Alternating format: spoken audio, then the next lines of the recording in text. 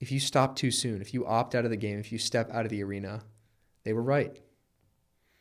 And I know you don't want that feeling, because I don't want that feeling. I'm doing everything in my power to prove myself right and prove them wrong.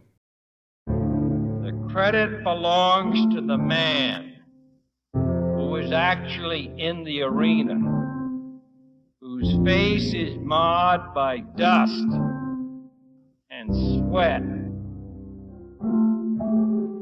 and blood. Hello, everyone, and welcome back to the Vitruvian podcast centered around self-mastery. I'm your host, Zach Shankin. Today, it's just me with you guys. Been a while since I've done a solo episode, and there's a number of reasons for this one. One being I had the studio space booked for a guest. Some logistical stuff fell through, but I've also been feeling kind of this intuitive pull to start doing more of these. And interestingly, I'm out in LA right now for recording some podcasts. You heard the last episode with Arlen. That was one that I came out for. The next episode will be with Case Bradford, recording that tonight. And the first 2 days I was here in LA, I was staying with a good friend, Jonas Kilker, who I've had on this podcast before. And he gave me a really profound kind of compliment or piece of feedback on the podcast. He mentioned that one of the older podcasts I've done, I had honestly forgotten about doing it. It was on mental reframing. You can go back and listen to that if you would like. But it was a solo episode, one of the first, if not the first, that I did. And he, using more words, probably more well-spoken than I am now, essentially said that changed his life. And while that may seem dramatic, I really don't share that to be self-aggrandizing at all, but it was a piece of feedback that really, really hit me.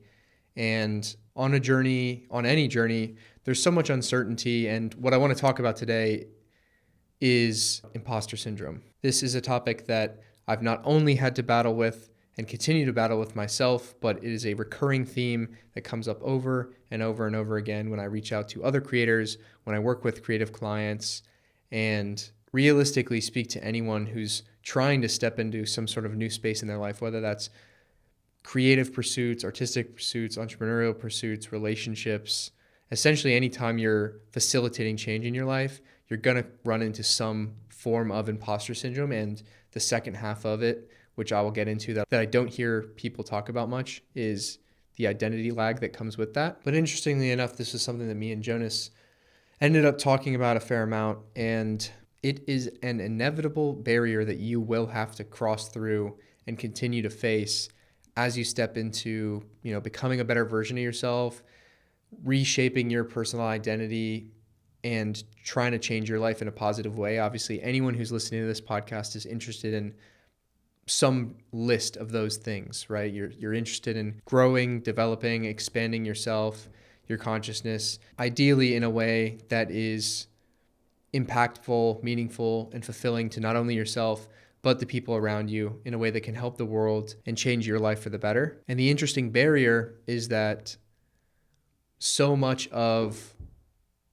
life in general ends up being this kind of psychological and spiritual path. A lot of people might assume that stepping into something like entrepreneurship or trying to get a new job or whatever it is, let's just say you're somebody who wants to be an entrepreneur and you're thinking about starting.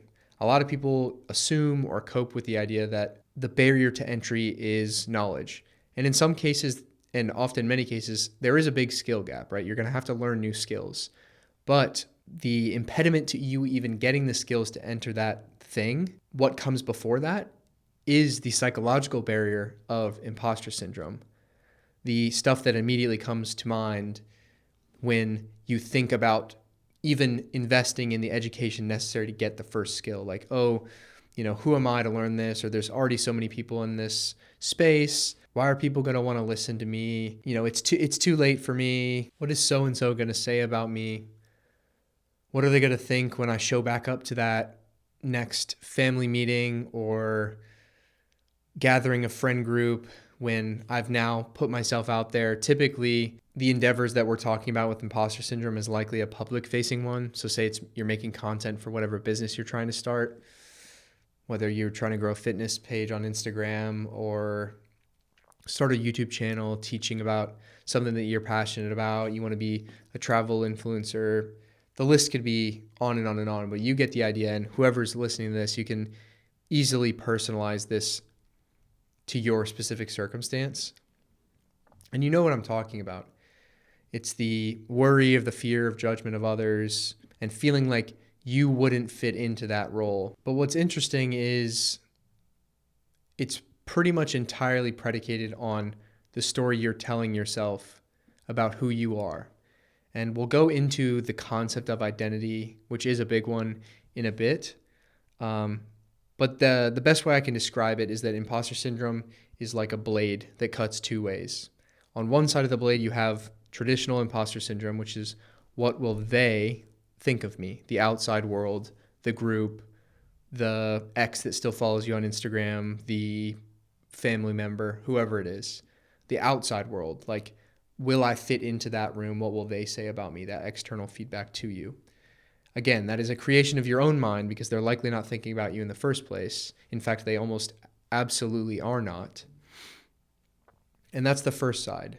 But pretty quickly on your journey, once you get those first few reps in, which goes into the storytelling aspect, which I'll get into, that starts to go away. But the insidious second part that takes a little bit more time along your journey is identity lag, which is you haven't given yourself enough evidence that you are who you now say you are versus who you were. So your internal understanding of your identity has not caught up essentially to match what you're doing. And this goes into who we really are, or what we really are in general, identity and the story we tell ourselves. What decides what that is? The best way I can kind of describe it is with running as the example. For someone to be a runner, how often do they have to run? Because if you're listening and you went out today and you ran 5 miles, you took the action of running, are you now a runner? Most people would say probably not.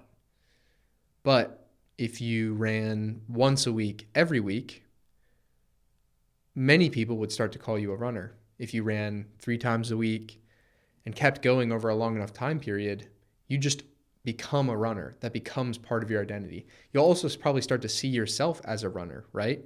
Not only is it other people might start describing you like, hey, so-and-so's a runner now. They're out there every single week. They wake up before work and they go on their runs. But you'll also start to look in the mirror and add that to a part of your identity. And it's really how your mind relates to the evidence you're giving it. So there is that sustainment, right? Imposter syndrome is the barrier to essentially your first action. What are they going to think of me? I don't know if I should. I've never invested in an online course. I've never paid for coaching before. What if it doesn't work out? All these it's essentially doubt. All of this is rooted in fear ultimately. But once you've taken that first action, now you're in the arena. You've officially entered the arena, and you've probably by this time kind of gotten over that hurdle of imposter syndrome, or at least for that specific action. But how long can you sustain that? And can you stay with that action for long enough that you start to see yourself as that person? For myself, I am someone who goes to the gym and trains. That is now part of my identity. It's something that I do essentially unconsciously. I seek it out. I actually really, really enjoy it. But there was definitely a time in my life where I had to be planning my days to make sure that I went in, had to write out the schedule, potentially had to use accountability partners, et cetera, et cetera. Somewhere in there, there's a shift. And the unfortunate part is that I can't tell you for you and for whatever specific vertical that you're stepping into when that time is going to be. Is it on day 10, day 30, day 90, year 3? It's hard to say.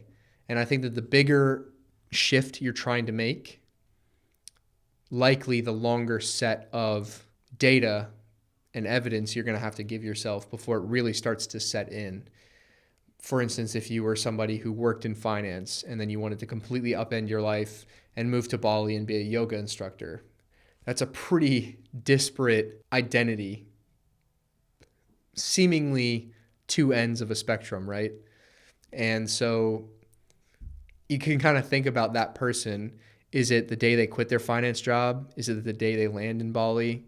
Is it the third time they went to yoga? Is it after they got their 200-hour certification?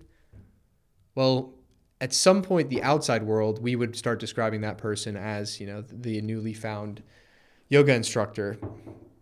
But it's hard to say, and the important part ultimately is their internal felt experience. Like, when do they start to see themselves as that person? But ultimately, what I'm trying to get at is the fact that we are not our individual actions.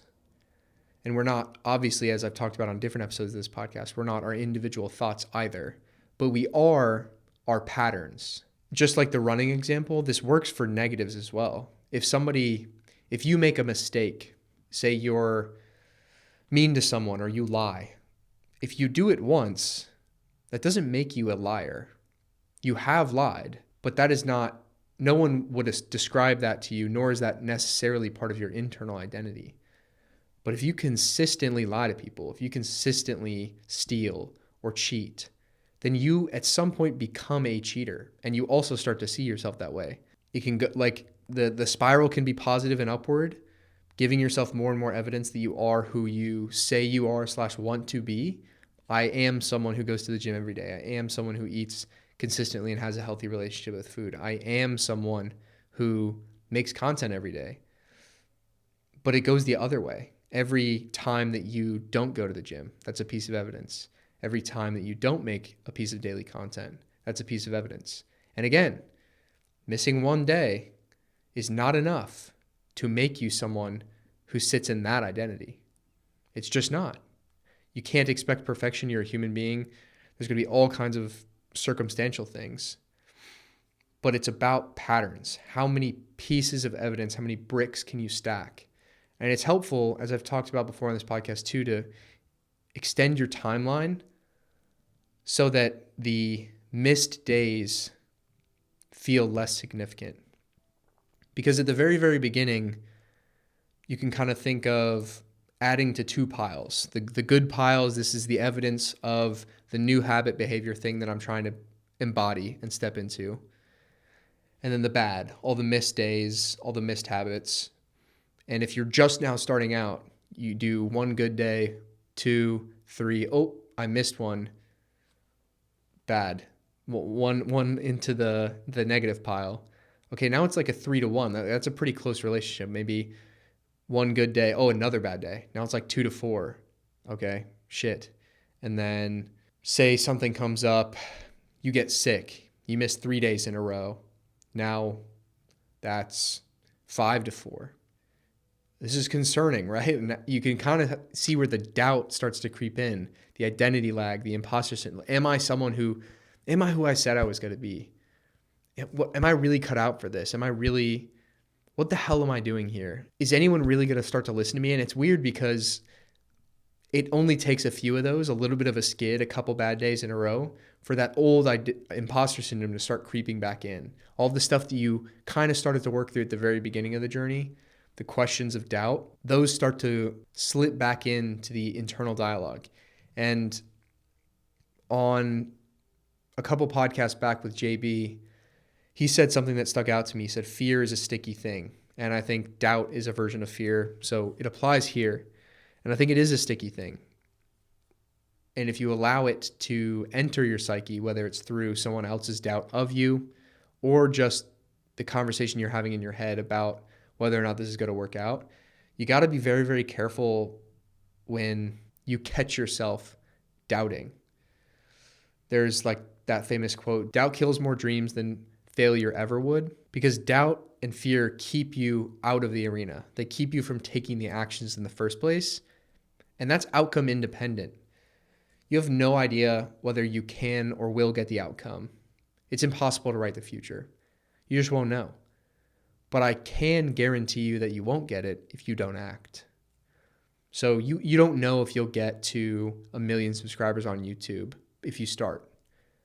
But I guarantee you will never get there if you never post a video. And this is the something that's kind of wrapped into this psychological, spiritual journey and life at large, any of the endeavors you're setting out for yourself. And the conversation I'm having with you, you're somebody who's setting out for the uncommon path. You're somebody who wants greatness from yourself and from your life. You don't want to ride the fucking railroad tracks to the end that everybody else signs up for. You don't want to play the games that everybody else is playing because you don't like the prizes that they get. And I'm right there with you. But underwriting all of that, and especially in these more creative, more undefined, the unscripted path, uncertainty is something you're going to have to become extremely comfortable with and essentially relinquish or completely detach from ever wanting or expecting to be part of your journey. It is very difficult, especially at the beginning, for that truth to sink in. But a few things that have been helpful for myself is using a little bit of inverted thinking. Okay, what if it was different? What if I absolutely knew that the outcome was certain? Would I still pursue the path or even find meaning or fulfillment in the path? And I would posit that you would not. An example being, if the second you sat down to watch a movie you had never seen before, somebody walked in and told you how the end happened or all the characters that are going to die, or even played the last 15 minutes before the movie starts, it would definitely take something away from the experience, no? Same thing with a mystery novel. If you read the last chapter before you started, it starts to sully and color the journey in a different way. Also, in a video game, part of the excitement of playing the game, even if it's a board game, card game, whatever, any kind of game, a sport, you don't necessarily know, and it's not guaranteed that you win. You have to apply effort. You have to really compete. You have to sweat. You have to bleed. The other person gets to show their best. And if it all goes your way, then you win.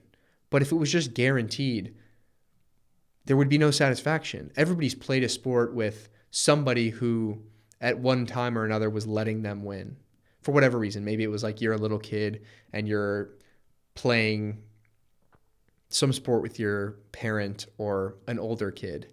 And you know, the second you realize that they're letting you win, all the fun dissolves away because all of your sense of accomplishment is gone. Now, to ground this to your entrepreneurial journey or whatever it may be, the thing that you're trying to step into, if somebody could, all-knowing God, step down and say, this is exactly what it's going to look like, this is where you're going to be, this is the amount of money you're going to be making, and honestly, here it all is without any of the work. We see what that kind of thing does to people. You know, like I don't know the actual rates of crises for lottery winners, but it's like an old trope, you know, like lottery winners who either lose it all really quickly or get depressed or do something heinous once they get it. And that's hard to internalize. It's like, yeah, nice, must be nice for them to say, like, I wish I had X amount of millions of dollars, but I'm suggesting that you probably wouldn't.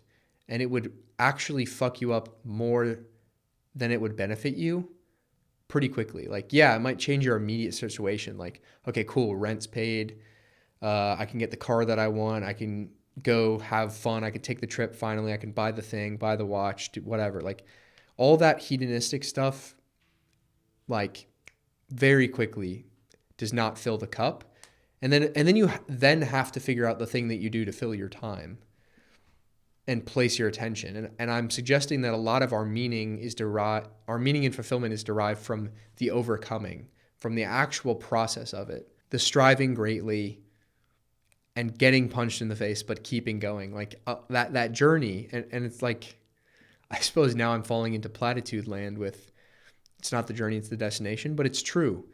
You can only ever be in process. You can only ever be in the present moment anyway. So with the uncertainty, you have to let go and discipline your attention towards what you can do right now. I think that starts to dissolve away a lot of the fear, a lot of the doubt, a lot of the uncertainty. And again, that closes the door to imposter syndrome because you don't have to think about becoming whatever you're setting out to be. Gosh, like, how many pieces of content do I have to make before I'm a successful YouTuber? How many podcasts do I have to put out before I'm a podcaster? I would even ask that question to you potentially right now.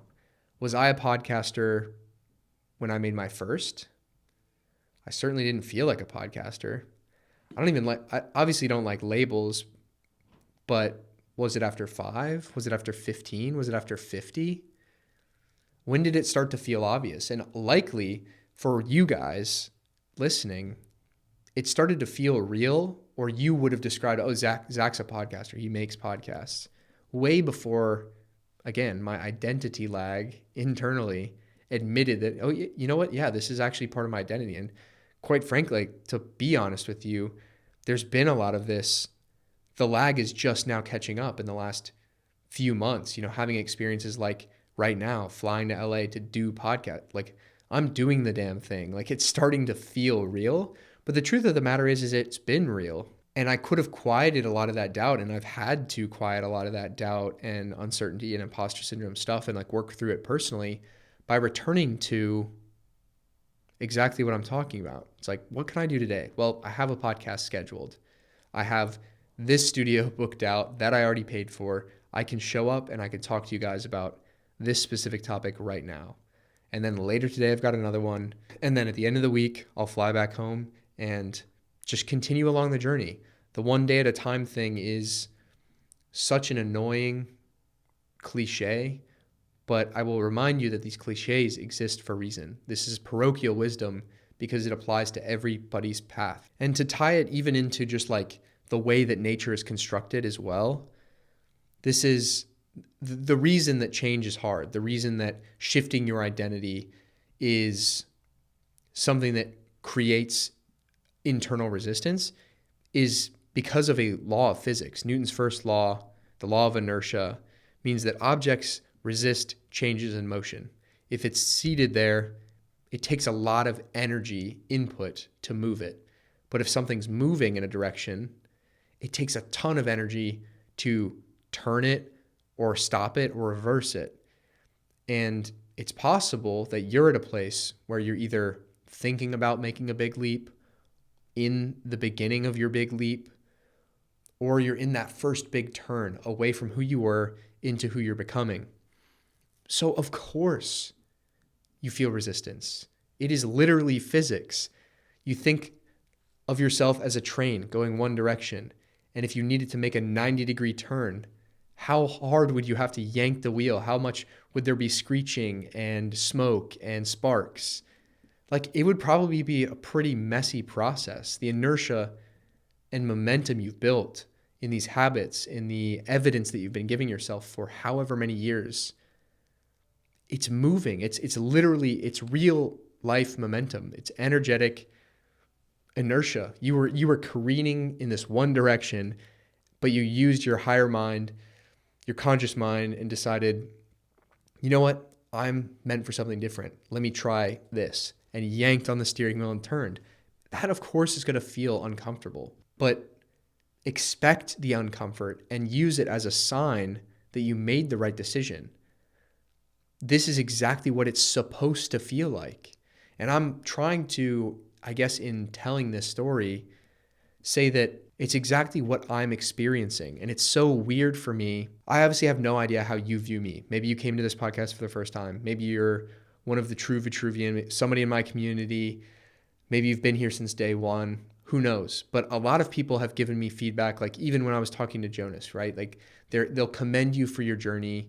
And it's all I'm extremely appreciative for all of that feedback.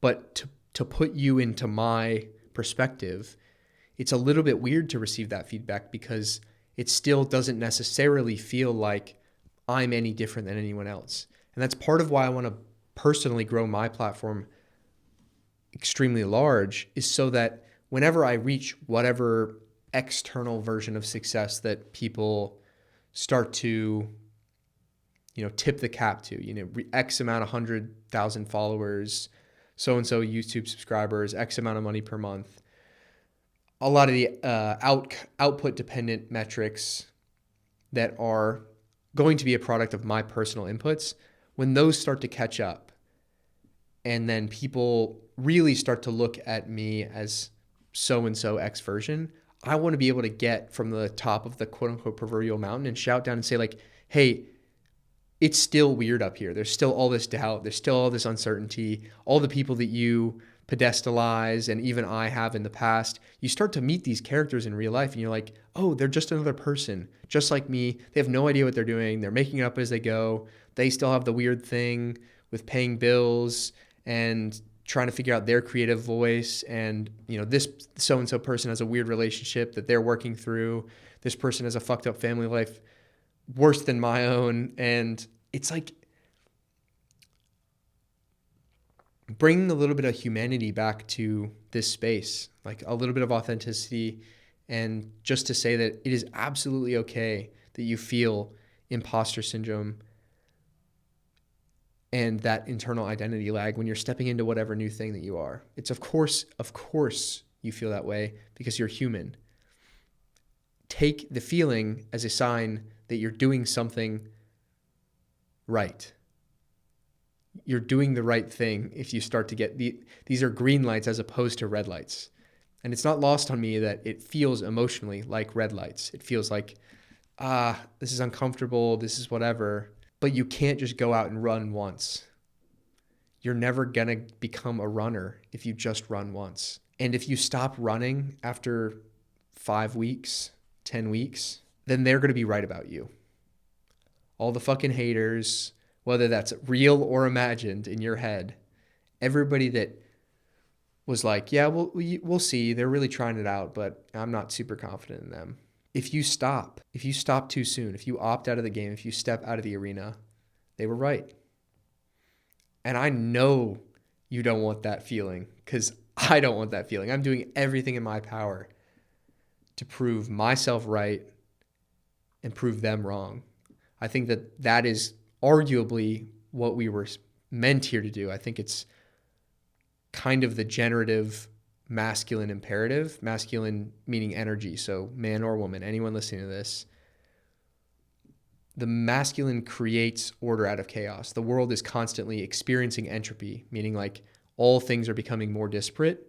And it is your job to take whatever idea you have in your head and force it into concrete reality. It only exists as an idea in your head until it doesn't. And the only way to get to the place where it's now physical reality, it's undeniable, people can't say no to it anymore, is staying in the game. And the best part is, as you're stacking evidence for the outside world, you're also stacking evidence for your internal world. You are him or her. You are that person that you said you were going to be. You are now a runner or a person who goes to the gym or a content creator or whatever. And this is absolutely a message to the person for the unscripted path. There's nothing wrong with 9-to-5s or more traditional forms of work. It doesn't have to be the way that you make your income that we're talking about. I think there is absolutely no nobility in poverty. I think there's a tremendous amount of nobility actually in providing for yourself and the ones you love by any means necessary, and by the means that makes most sense for you. But 100%, God didn't put you here to be mediocre, to strive for the middle.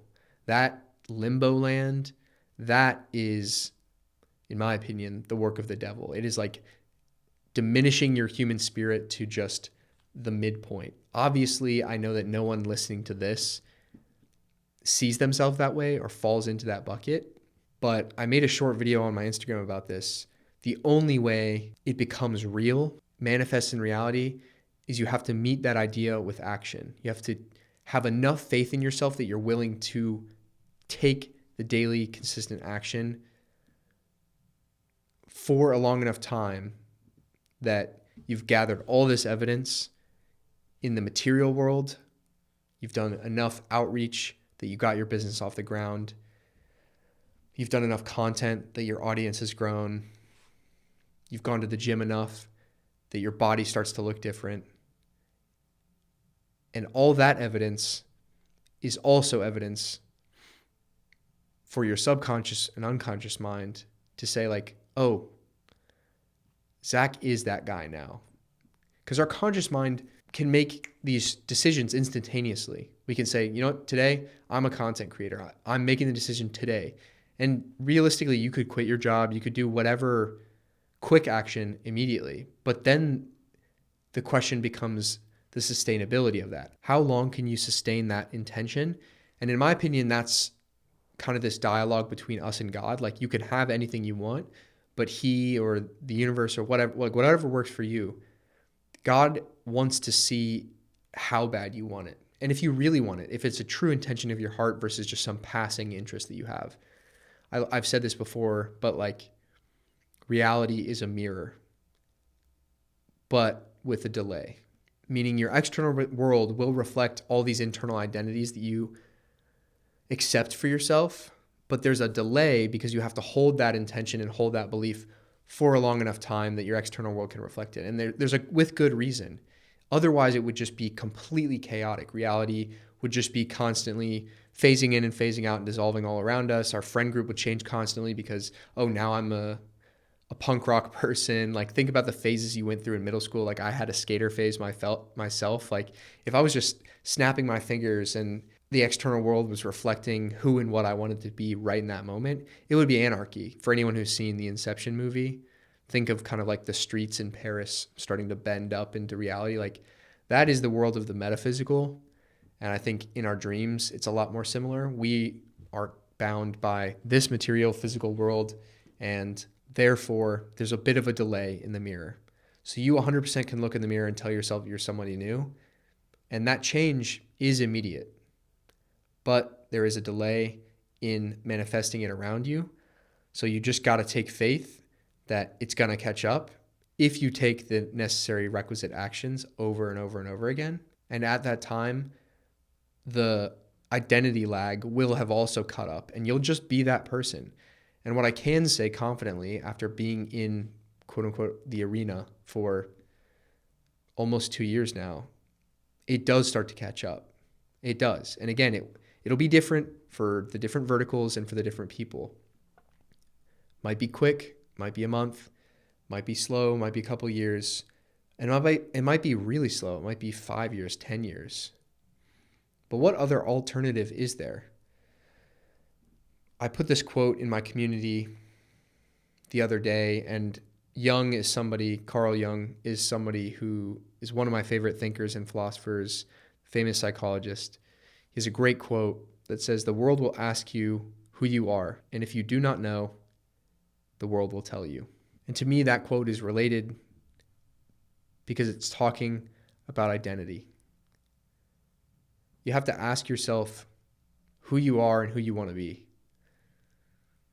And if you don't have that answer, the world will tell you, oh, you're a college student, you're studying X major, which means you'll get this job, which means this is your growth trajectory.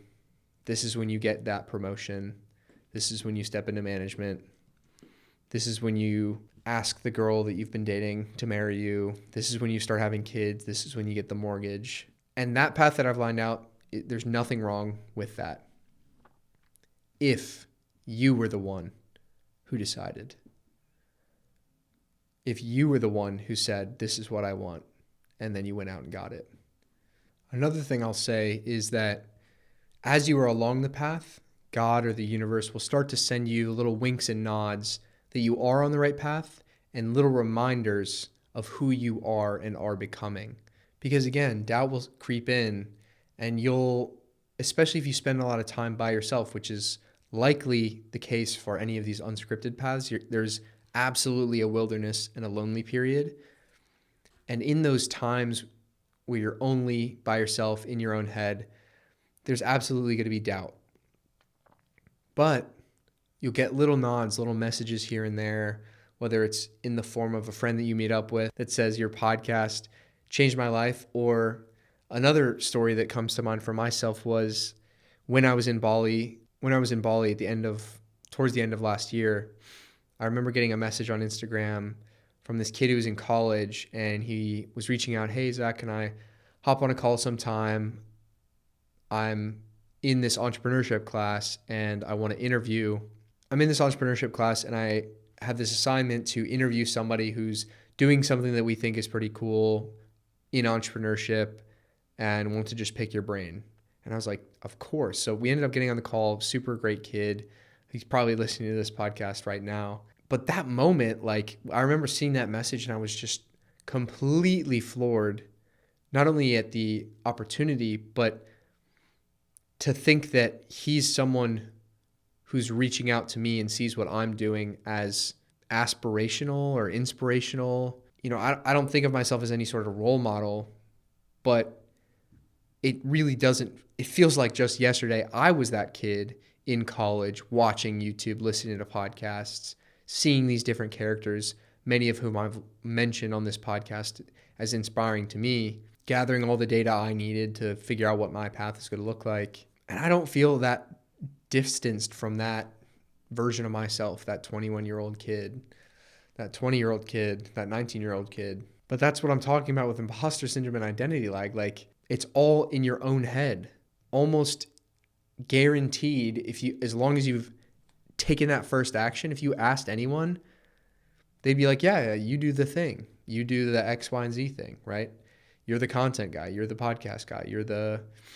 You're building your business. Like, I thought that's what you were doing. So I share that example again, not as any sort of self-aggrandizing, braggadocious, like it's not what it's about. It's an example of when you are still doubting yourself or still in these weird periods where you're not sure, you're going to get little pushes of encouragement right when you need them. Like, it's going to feel like, gosh, what am I doing? Even very recently, as in even after I wrapped up my podcast with Arlen, I came out of it for whatever reason. Part of it is I'm a little bit sick, but I feel like last night I was just in my head thinking, you know, what am I doing? Am I really meant for this podcasting thing? Who's going to listen? Who's listening to these episodes? Like, what is my message to share? And then today I got a text from a friend that I, again, met back in Bali. And he's like, hey man, I'm so glad we met. I'm super excited to see where you take things. And I can't wait for us to meet back up. It was just like an encouraging text. Perfect example. I was kind of like feeling down, doubt, a lot of this self, whatever, just kind of caught in the mud. Little nod, little wink. And that was before this podcast. It kind of gave me the gumption to be like, no, I actually do have something meaningful to share here. There are people listening to me, counting on me, believing in me. And if somebody else outside of yourself has given you the honor of their trust and belief, who are you to not believe in yourself? And I am somebody who has a tremendous amount of self-belief. I think my path is very evident of that. But it doesn't mean it's always the case. It doesn't mean it's a perfect 100% conviction at all times. There's obviously uncertainty. And as I talked about earlier, the uncertainty is the cost of the unscripted path.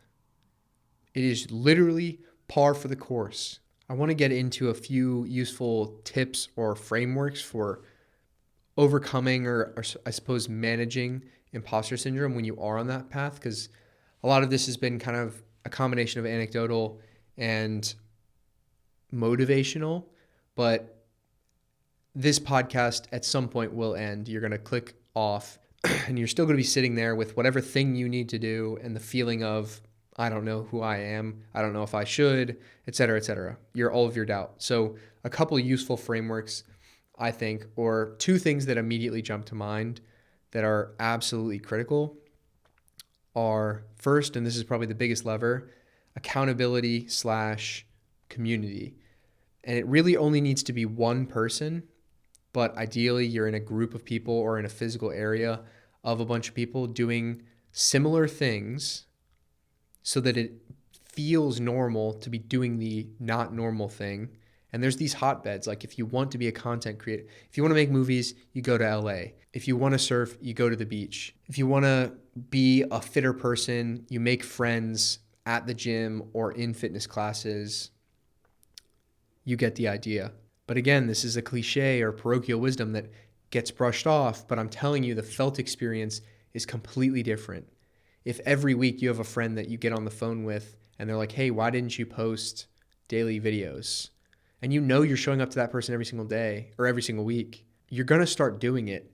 So externalize a little bit of that accountability, like push off some of those action steps you know you need to be taking, but you're having a difficult time doing on a consistent basis, and ask for somebody to hold you to it.